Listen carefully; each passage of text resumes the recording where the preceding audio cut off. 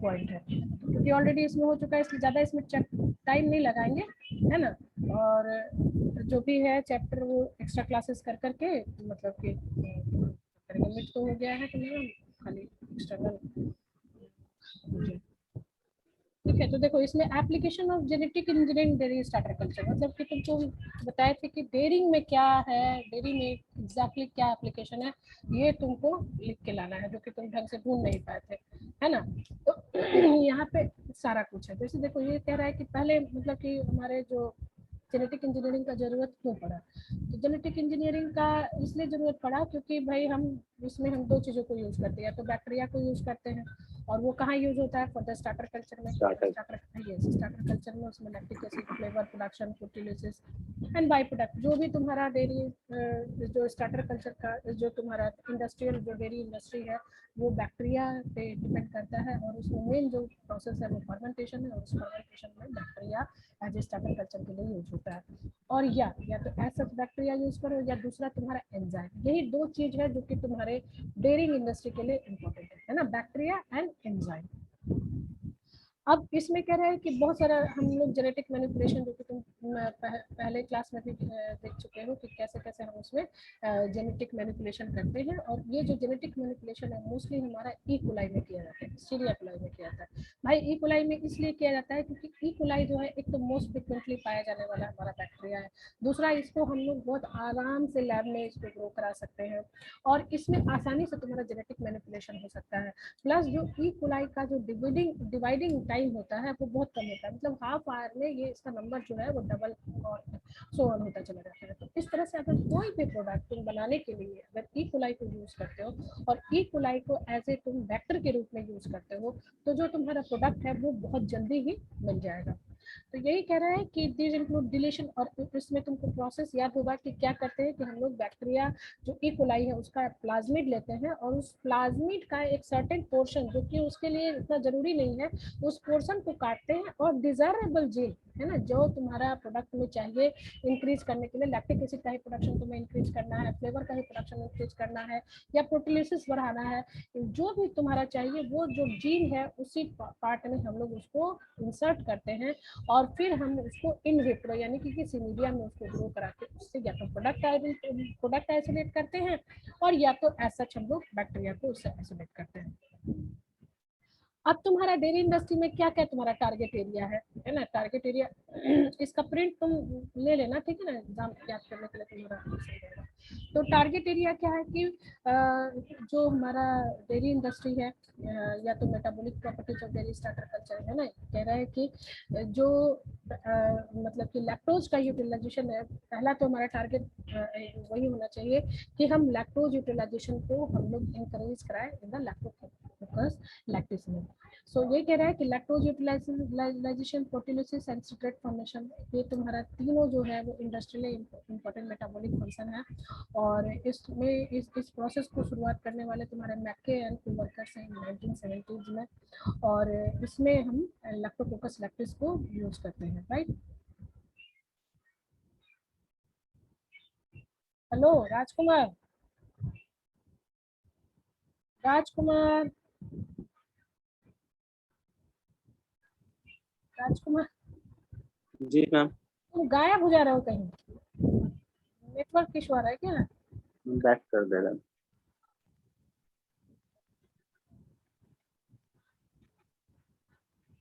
चलो तुम्हारा मतलब गायब हो जाते। अब कह रहा है कि लैक्टोज यूटिलाइजेशन का क्या मतलब इम्पोर्टेंस है। तो primary function of starter culture is the production of lactic acid from lactose, है ना, जिसमें कि मोस्टली जो है प्लाज्मिड डीएनए का यूज होता है। और अब जो एक नॉर्मल जो तुम्हारा बैक्टीरिया होता है इसमें लैक प्लस प्लाज्मिड होता है, जो कि लैक्टोज यूटिलाइजेशन का जीन उसमें रहता है। नहीं दे रहा है क्या? तो आवाज कट कट के आ रहा है, क्या करें यार, हम तो माइक्रोफोन लगाए हुए हैं, कोशिश करते हैं कि अच्छा से। अब सुनाई दे रहा है? जी मैम। तो कह रहा है कि जो लैक प्लाज्मिड है, लैक्टोज प्लाज्मिड। लैक प्लाज्मिड कहने का मतलब कि लैक्टोज यूटिलाइजेशन का जो जीन प्रेजेंट होता है प्लाज्मिड में, वो मोस्टली जो है वो अनस्टेबल होता है तुम्हारा लैक्टोकोकस लैक्टिस में, है ना, और वो लॉस हो जाता है। जब लॉस हो जाता है तो तुम्हारा जो स्टार्टर कल्चर है उसकी स्टेबिलिटी जो है वो मतलब कि खत्म हो जाती है। तो एक गुड स्टार्टर कल्चर के लिए उसका प्राइम फंक्शन होना चाहिए कि उसका जेनेटिक मेकअप जो है वो स्टेबल होना चाहिए, है ना। अब तुम्हारा जो वाइल्ड टाइप पाया जा रहा है उसमें इस तरह का जो लैक्टोज इनस्टेबिलिटी, उसका तुम कुछ नहीं कर सकते। तो इसलिए हम लोग क्या करते हैं कि जो बायोटेक्नोलॉजी का जब हम लोग यूज करेंगे तो उसमें क्या करेंगे, लैक्टोज प्लस क्रोमोसोम जो है लैक्टिक एसिड बैक्टीरिया में, उसके स्टेबलाइजेशन की बात करेंगे ताकि अच्छे से लैक्टोज का यूटिलाइजेशन कर सके, है ना। और इसमें तुम्हारा मैके एंड बेल्विन ने 1978 में किया था, और उन्होंने क्या किया था कि जो लैक जो है, जो तुम्हारा लैक जीन जो है जो कि मतलब कि प्लाज्मिड में पाया जाता है, उसको स्टेबलाइजेशन का उन्होंने काम किया। और इस तरह से उन्होंने 4 स्ट्रेन को आइडेंटिफाई किया, Lactococcus lactis, IL1403, MG1363, SK11 and KF147, ठीक है। ये 4 स्ट्रेन को इन्होंने मतलब कि जेनेटिकली मॉडिफाई करके उसके लैक्टोज जो लैक पॉजिटिव जीन है, जो लैक्टोज यूटिलाइजेशन का जीन है, उसको स्टेबलाइज किया। इसी तरह एक म्यूसिन प्रोड्यूसिंग स्टार्टर कल्चर है ना, जो कि तुम्हारा चिडार चीज के मैन्युफैक्चरिंग के लिए उसका यूज होता है। और उसमें तुम्हारे जो उसमें क्या किया कि जो नेचुरली अकरिंग लैक्टोज फर्मेंटेटिंग बैक्टीरिया है, उसको Nissin producing and proteinase positive strain Lactococcus lactic species से मतलब कि उसको कंबाइन करके और ये तुम्हारा स्ट्रेन बनाया लैक्टोकोकस लैक्टिस NCDO 1404।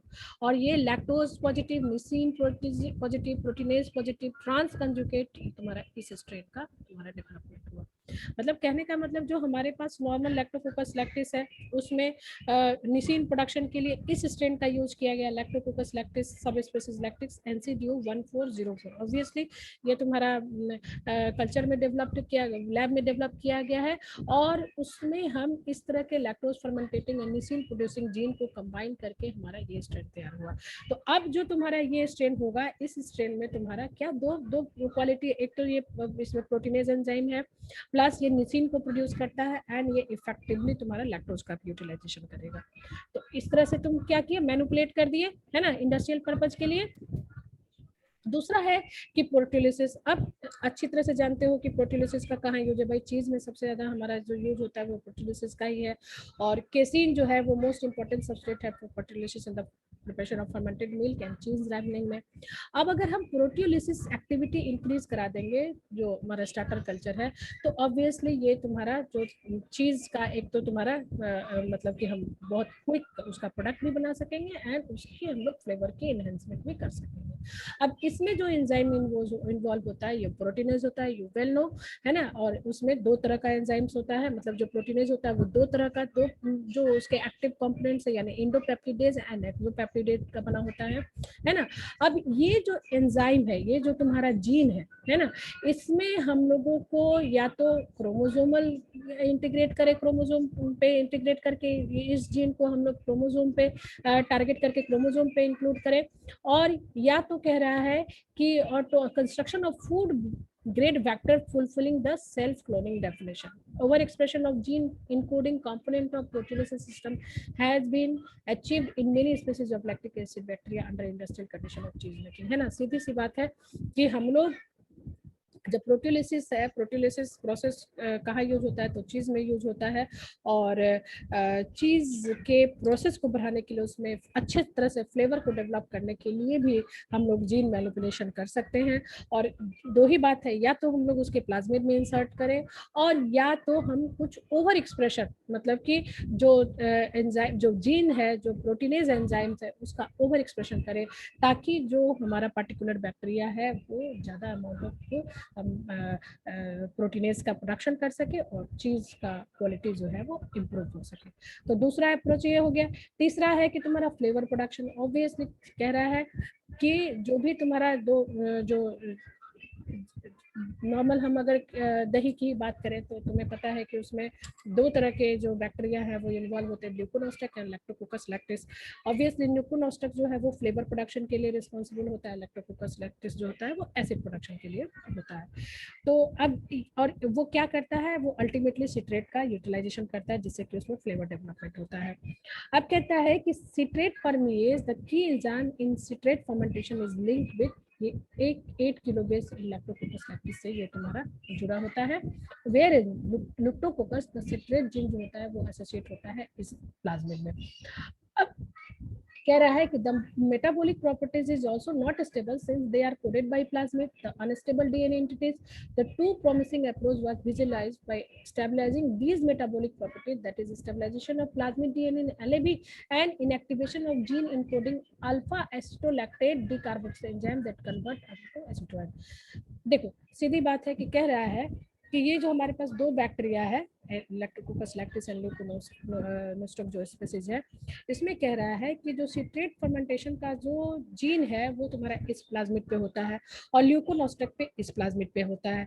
और हम जानते हैं कि प्लाज्मिड जो है वो एक अनस्टेबल स्ट्रक्चर है, वो किसी भी टाइम जो है वो मतलब कि वो डिलीट हो जाता है, मतलब कि उसका लॉस हो जाता है।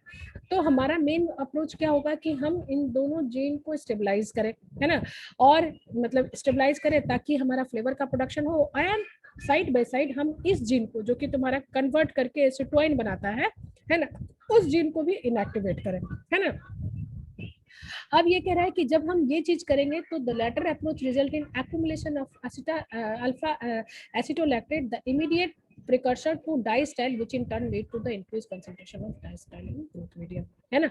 अब कह रहा है कि जो हम ये जो अल्फा एसिटोलैक्टेट अगर तुम इसको इनएक्टिवेट कर दोगे तो अल्फा एसिटोलैक्टेट जो है वो तुम्हारा एक्युमुलेट होगा, है ना, वो कन्वर्ट नहीं करेगा एसिटोइन में, और यही अल्फा एसिटोलैक्टेट जो है वो डाइएसिटाइल का प्रिकर्सर है जो कि अल्टीमेटली तुम्हारे फ्लेवर प्रोडक्शन में हेल्प करता है ना। तो अगर तुमको मतलब फाइनल में अगर इस तरह का आए कि एकदम टू दी पॉइंट तुमको लिखना है कि किस तरह से तुम जेनेटिक मैनिपुलेशन करके स्टार्टर कल्चर के एक्टिविटी को इंक्रीज कर सकते हो या स्टार्टर जो डेयरी इंडस्ट्री के जो प्रोसेस है उसको तुम इंक्रीज कर सकते हो, तो ये टू दी पॉइंट तुमको लिखना पड़ेगा। लैक्टोज यूटिलाइजेशन तुमने लिखा, फिर फ्लेवर प्रोडक्शन का लिखा तुमने, है ना, और कैसे कैसे तुमने उसमें क्या क्या एग्जाम्पल एक आधा इसको तुम्हें देना पड़ेगा, जो कि तुम्हारे मिड में हम ये क्वेश्चन पूछे हुए हैं, है ना, याद है ना, पूछे थे ना मिड में ये क्वेश्चन कि कैसे तुम जेनेटिक इंजीनियरिंग को यूज करोगे स्टार्टर कल्चर के इम्प्रूवमेंट के लिए, ये क्वेश्चन तुम्हारा आया हुआ है। अब देखो तीसरा जो तुम्हारा अप्रोच होगा बैक्टीरियोफाज रेजिस्टेंस, अच्छी तरह से तुम्हें पता है, तुमने स्टार्टर कल्चर तुमने पढ़ा होगा। हाँ क्या बोले, हाँ कॉपी चेक हो गया।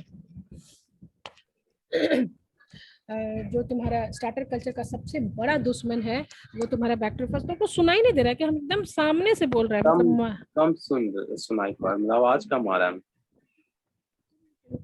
हम स्पीकर देखते, स्पीकर तो मेरा 100% दिखा रहा है, स्पीकर 100% दिखा रहा है, क्यों आवाज नहीं आ रहा, समझ नहीं आ रहा, जबकि माइक अब ठीक आ रहा है, एकदम माइक को सामने रख के बोल रहे हैं।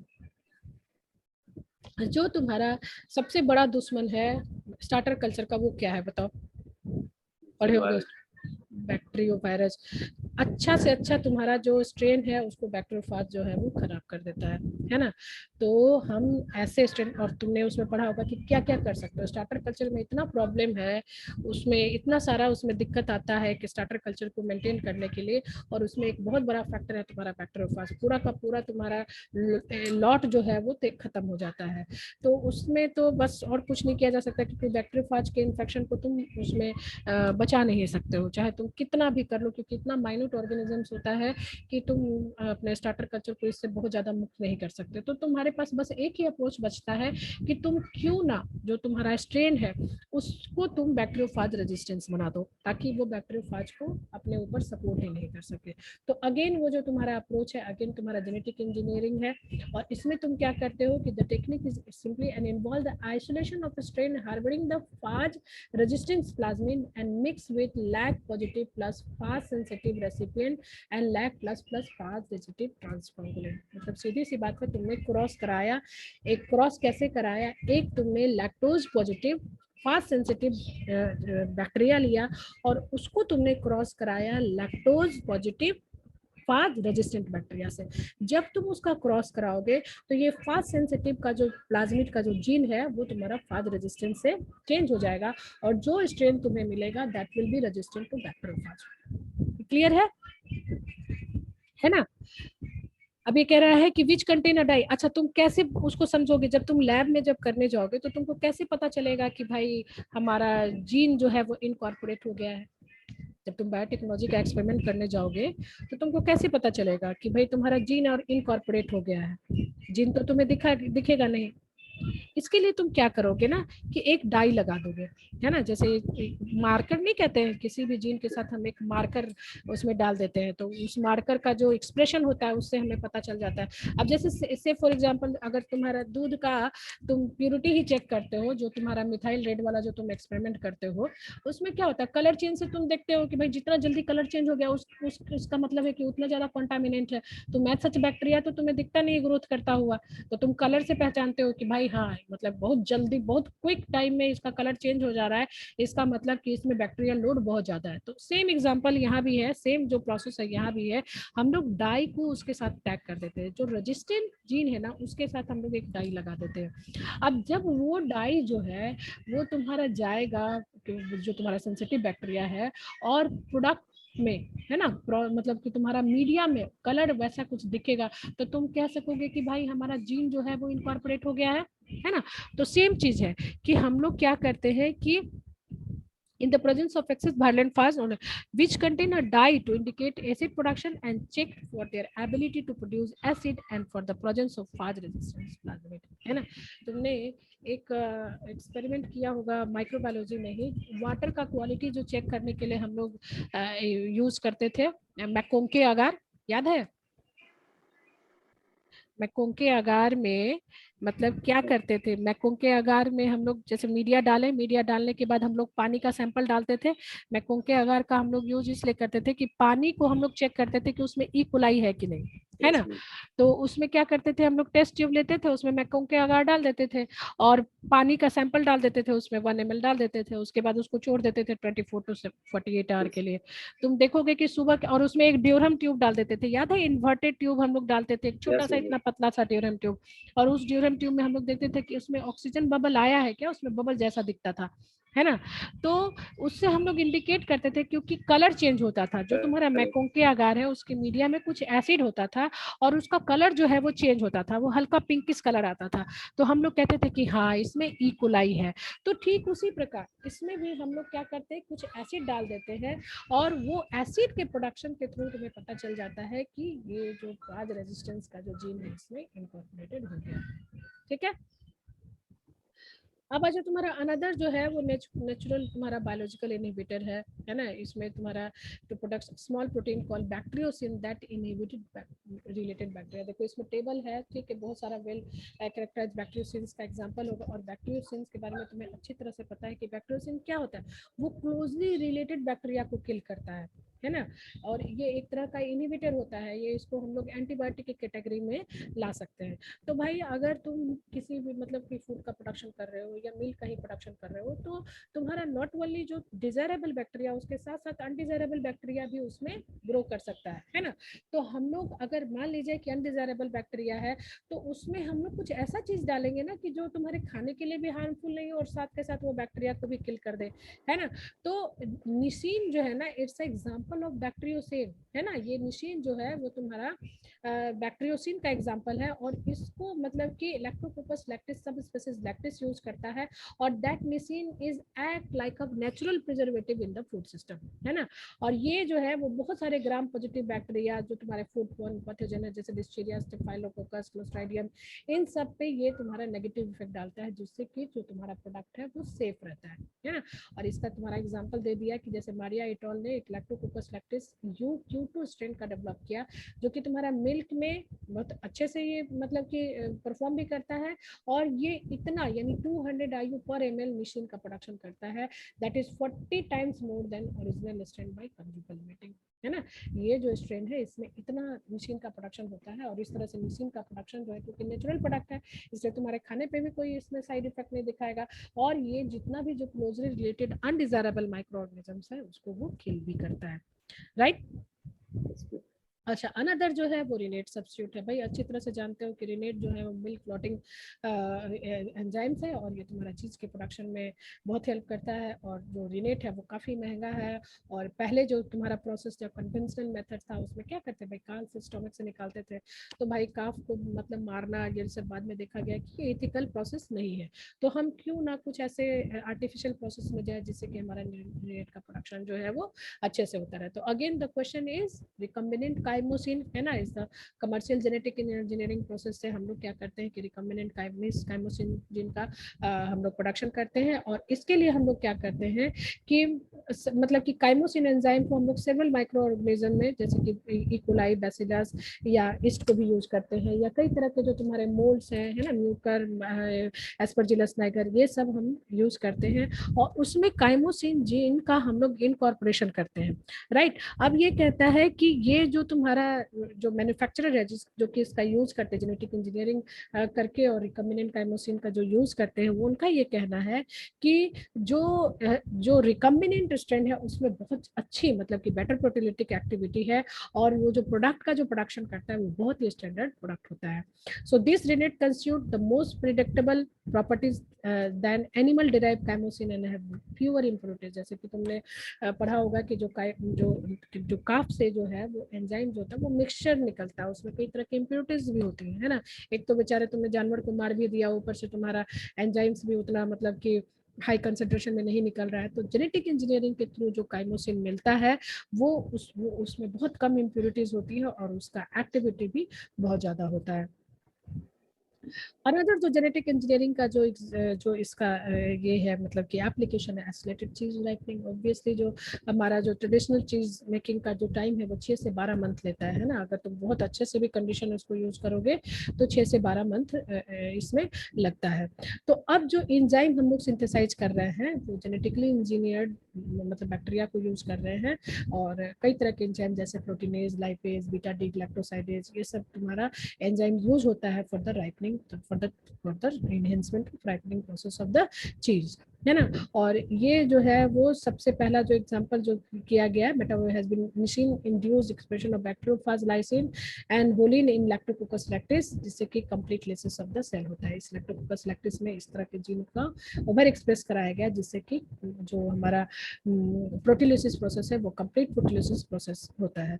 हालांकि अनदर जो कमर्शियल एंजाइम्स है और जो सक्सेसफुल एंजाइम न्यूट्रेज प्रोड्यूस फ्रॉम, ये जो न्यूट्रेज एंजाइम्स है ये प्रोड्यूस होता है बैसिलस सबटिलिस से, और ये तुम्हारा जो राइपनिंग पीरियड है इसको 50% से ये डिक्रीज कराता है। तो देखो ये इसमें टू दी पॉइंट तुमको अगर फाइनल एग्जाम में आएगा तो तुम्हें टू दी पॉइंट 4-5 एग्जाम्पल बहुत अच्छे से एक्सप्लेन करना होगा, है ना, कि जेनेटिक इंजीनियरिंग को हम लोग कैसे ये करते हैं। इसी तरह तुम्हारा लैक्टोज इंटॉलरेंस, ऑब्वियसली बहुत तरह हम लोग जो है बहुत सारे ऐसे पर्सन है जो कि लैक्टोज हम लोग नहीं पचा पाते हैं, है ना।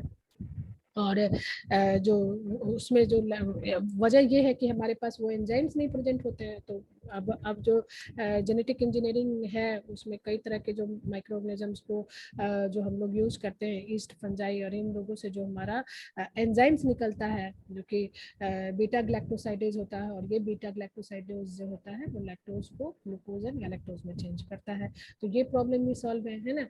ये कह रहा है कि इन यूएसए में लैक्टा एसिड जो होता है brand of modified milk is available with 70% of lactose is hydrolysed. मतलब कि ये इस तरह का एक एंजाइम होता है जिसको कि लेने पे अगर मान लीजिए कि हम लोगों को दूध नहीं भी पच रहा है तो अगर ये हम लोग एंजाइम लेंगे तो हमें आसानी से जो लैक्टोज इंटॉलरेंस का जो प्रॉब्लम है वो सॉल्व हो सकता है। इसी तरह तुम्हारा माइक्रोबियल इपोक्सी पॉलीसेक्राइड्स है ना, जो मतलब कि जो पॉलीसेक्राइड्स है ये प्लांट बेसिकली प्लांट ओरिजिन से हमें मिलता है, लेकिन ये जो हमारा इपोक्सी सिंथेसिस है इसको हम लोग लैक्टोकोकस लैक्टिस एंड लैक्टोकोकस केसाई से हम लोग ऑब्टेन कर सकते हैं, और अगेन उसमें हम लोग जेनेटिक इंजीनियरिंग इसमें लगाते हैं। और ये तुम्हारा फ्यू एग्जांपल दिया हो गया है जैसे कि कंप्लीट जीन, जैसे गवर्नमेंट रिटर्न ने इस तरह से मतलब कि इंक्रीज करके जो तुम्हारा विस्कोसिटी, मेनली तुम्हारा जो पॉलीसेकेराइड का यूज क्यों होता है, हम विस्कोसिटी को इंक्रीज करते हैं। अगर मान लीजिए कि कुछ तुम्हारा प्रोडक्ट ऐसा चाहिए जिसमें कि एक स्मूथ टेक्सचर चाहिए, उसकी विस्कोसिटी ज्यादा चाहिए, से फॉर एग्जांपल तुम्हारा दही है, दही को क्या हम लोग मानते हैं कि उसमें किसी तरह का वे नहीं निकले, है ना, उसमें पानी नहीं निकले, और उसमें हम लोग पॉलीसेकेराइड्स डालते हैं। तो बहुत तरह के हम लोग सप्लीमेंट डालते हैं उसमें, जैसे कि तुम्हारा शुगर केन भी डालते हैं, कभी कभी हम लोग इसका सिंघारे का आटा वगैरह भी डालते हैं। तो मेन पर्पज क्या है कि उसमें न्यूट्रिशन भी जाए एंड प्लस उसका जो थिकनेस एंड टेक्सचर भी इम्प्रूव हो। तो इसको हम लोग ये जो थिकनेस एंड जो पॉलीसेकेराइड्स का प्रोडक्शन है, इसको हम लोग जेनेटिक इंजीनियरिंग के थ्रू भी कर सकते हैं। इसी तरह आ जाओ तुम्हारा वैक्सीन डिलीवरी। भाई वैक्सीन डिलीवरी तो आजकल वैक्सीन पे ही बात ही हो रहा है ना। और मतलब कि जैसे वैक्सीन का कई वैक्सीन में तो बहुत सारा इसमें काम हो चुका है कि पहले तो लाइव एटेन्यूएटेड माइक्रो ऑर्गेनिज्म, अभी भी जो हम लोग कोरोना वायरस जो डाला जा रहा है उसमें क्या डाला जा रहा है, उसमें लाइव एटेन्यूएटेड माइक्रो ऑर्गेनिज्म को डाला जा रहा है। जो इंडियन कंपनी जो है हमारा कोवैक्सीन या कोविशील्ड है जो कि इंडिया में बन रहा है, उसमें क्या कर रहा है कि जो कोरोना वायरस ही है, कोरोना वायरस के मतलब कि उसको एटेन्यूएट करके, उसको निष्क्रिय करके हमारे बॉडी में डाल दे रहा है। ठीक है ना। तो क्या हो जा रहा है कि हमारा, लेकिन उसका कुछ थोड़ा बहुत एक्टिविटी रहने दे रहा है, एकदम मरा हुआ तो फिर किसी काम का नहीं, उसका थोड़ा बहुत एक्टिविटी रहने दे रहा है। तो उससे क्या हो रहा है कि हमारा एंटीबॉडी जो है वो ट्रिगर हो जा रहा है, और बहुत सारा एंटीबॉडी कोरोना वायरस के अगेंस्ट बन जा रहा है। तो उसका देखो, इसमें लोग कह रहे हैं ना कि भाई हम वैक्सीन लिए बीमार पड़ गए, नहीं, एक्चुअली क्या होता है, क्योंकि बॉडी हमारा एंटीबॉडी रिस्पॉन्स दे रहा है, एंटीबॉडी हमारा बना रहा है, और अगर अंदर लड़ाई चलता है तो टेम्परेचर हमारे बॉडी का बढ़ता है, इसीलिए हमें हल्का फुल्का फीवर आता है। लेकिन इसका मतलब है कि आपका इम्यून जो है वो रिस्पॉन्स दे रहा है। तो ये जो एटीन्यूटेड माइक्रो ऑर्गेनिज्म है, कई बार जैसे शुरू शुरू में क्या हुआ था ना कि हम लोग क्योंकि लाइव माइक्रो ऑर्गेनिज्म को डाल रहे थे, तो कई बार ये वैक्सीन फेलियर भी आ जा रहा था। अभी तुमने कुछ केसेस ऐसे भी पढ़े होंगे जिसमें कि तुमने सुना होगा कि वैक्सीन लेने के बाद भी उसकी डेथ हुई है ना। तो इसका मेन वजह क्या है, अगर उसका इम्यूनिटी कमजोर रहेगा तो वो माइक्रो ऑर्गेनिज्म तो जाके अंदर तुम्हारा एक्टिव हो गया ना, और तुम्हारे बॉडी में प्रोटेस्ट करने की हिम्मत ही नहीं रही, तो क्या हो जाएगा, वो तो इतना डेडली वायरस है कि वो जाके अल्टीमेटली वो तो खत्म करेगा ही करेगा। तो यही ये might be that might be the case, यही केस हुआ होगा। तो अब जैसे वैक्सीन की डिलीवरी के लिए अब क्योंकि वैक्सीन का अमाउंट इतना कम होता है, और तुमने कई अभी सोशल मीडिया पे भी देखा होगा कि कहीं कहीं पे खाली इंजेक्शन डाल दे रहा है, उसमें कुछ है ही नहीं। अब ये पता नहीं कहाँ से कैसे मैसेज आ रहा है, तुमने भी सोशल मीडिया पे देखा होगा, या कहीं कहीं तुमने देख रहा होगा कि वैक्सीन डाल रहा है और सारा उसका जो लिक्विड है वो बाहर आ जा रहा है ना। तो ये क्या है, ये इम्प्रॉपर डिलीवरी है, मतलब ये बहुत खराब है। मतलब ये, इसको हम लोग इफेक्टिव बनाने के लिए हम क्यों ना वैक्सीन को एक एडजुवेंट के साथ ऐड कर दे। एडजुवेंट कहने का मतलब कि वैसा चीज जो कि वैक्सीन को पूरी तरह से अपने में एब्जॉर्ब कर ले, और उस चीज को हम ह्यूमन बॉडी में डाल सके, ताकि कंप्लीट प्रोटेक्शन जो है वो हमारी बॉडी में मिले। तो यही कह रहा है कि antigen that stimulate mucosal immunity to non respiratory pathogen as well as human papilloma, ये सब जो है वो बहुत डेडली वायरस है ना। Lactic starter culture also possess strong adjuvant property that can also be explored during oral vaccine development for boosting antibody production in humans. जैसे कि देखो ओरल में जैसे कि तुम्हारा तुमने पोलियो का टीका सुना होगा, पोलियो का टीका क्या है, ओरल वैक्सीन है, उसमें बच्चे के मुंह में डाल दिया जाता है ना। तो ये जो एडजुवेंट का जो यूज है, हम बेसिकली क्या करते हैं, ओरल वैक्सीन के लिए यूज करते हैं। तो उसमें कई तरह के जो माइक्रो ऑर्गेनिजम्स है ना।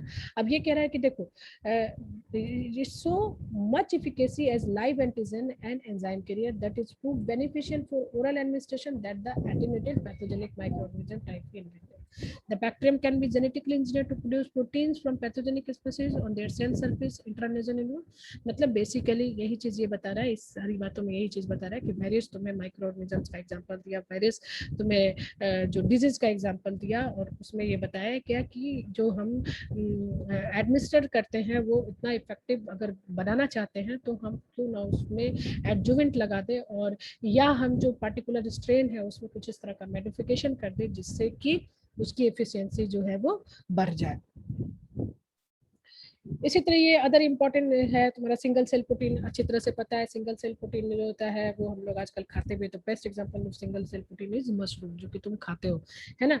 तो हम लोग क्या कर सकते हैं, सिंगल सेल प्रोटीन तो मशरूम को बनने में तुमने देखा होगा कि महीना महीना लग जाता है भाई, उसका क्या करो, ये बनाओ वो बनाओ, ऐसे भूसा बनाओ, ऐसे उसका ये बनाओ, फिर उसमें कल्चर करो, कल्चर करने के बाद तुम वेट करो, है ना। तो भाई सिंगल सेल प्रोटीन के लिए हम क्यों ना माइक्रो ऑर्गेनिज्म में ही मॉडिफिकेशन करते, जो कि तुम्हारा 10 दिन ले रहा है तो एक ही दिन में वो तुम्हारा सेल बना दे। तो बहुत तरह के सेल, जैसे फजाई भी यूज होता है, तुम्हारा एल्गी भी यूज होता है, ये these are the single cell protein, और इनको के खाने में यूज किया जाता है। जैसे स्पेस क्राफ्ट में तुम रोटी चावल तो नहीं लेके जा सकते हो ना, तो वहाँ के जो वैज्ञानिक है वो क्या ले जाते हैं, सिंगल सेल प्रोटीन हो जाता है, जो कि प्रोटीन को देता भी रहता है और बहुत छोटा छोटा एकदम कैप्सूल के रूप में होता है, जिसको खाओगे तो लगेगा कि हाँ हमारा पेट जो है वो बढ़ गया। दूसरा जो यूज है वो प्रोबायोटिक यूज है, इसमें कई बातें हो चुकी है, सिनबायोटिक, प्रोबायोटिक, प्रीबायोटिक, इसमें कई बातें हो चुकी है, इसलिए इसको ज्यादा डेवलप पढ़ाने का आपको ये नहीं है, इसमें तुमने कई बातें इसमें सीख चुके हो। सो जेनेटिक इंजीनियरिंग के थ्रू हम लोग कई तरह के प्रोबायोटिक का भी यूज करते हैं। सिंपली यही है कि हम लोग स्ट्रेन यूज करते हैं। अभी जो तुम्हारा मोस्ट फेमस जो प्रोबायोटिक है याकुल्ट है, और उस याकुल्ट में 2-3 स्ट्रेन को मिला के, जैसे बेसिकली उसमें शायद विब्रियो बैक्टीरियम होता है, लैक्टोबैसिलस भी होता है, और अभी जो तुम दवा वगैरह जब खरीद रहे हो, कोविड का ही दवा खरीद रहे हो, जैसे डॉक्सीसाइक्लिन जो मैंने देखा होगा, तो उसमें देखा होगा कि बैसिलस और लैक्टोबैसिलस का उसमें कॉम्बिनेशन भी है, मतलब प्रोबायोटिक भी उसमें डाला हुआ है। एक तरफ एंटीबायोटिक है, दूसरी तरफ प्रोबायोटिक भी डाला हुआ है। एंटीबायोटिक क्योंकि तुम्हारे बॉडी का बहुत अच्छा अच्छा माइक्रो ऑर्गेनिज्म को भी किल कर देगा, तो उसी के साथ साथ तुम्हारा बैसिलस और लैक्टोबैसिलस भी डाल दिया है, ताकि जो तुम्हारा कुछ माइक्रो ऑर्गेनिज्म जो बेनिफिशियल माइक्रो ऑर्गेनिज्म जो मर गए हैं उसको वो उसमें मतलब कि बैलेंस कर सके। सो ये तुम्हारा सारा है ये फर्स्ट चैप्टर, इसको मतलब कि मिड में तो जैसे तुम लिखे लिखे, लेकिन अब अगर फाइनल में तुम्हारा आता है तो तुम इसमें टू दी पॉइंट है ना, 4-5 पॉइंट बहुत अच्छे से याद करके एकदम टू दी पॉइंट लिखोगे तब तुम्हें अच्छा मार्क्स मिलेगा, ठीक है ना राजकुमार। अब हम इसको ये करके फिर दूसरा शुरू करते हैं, 10 मिनट और अगर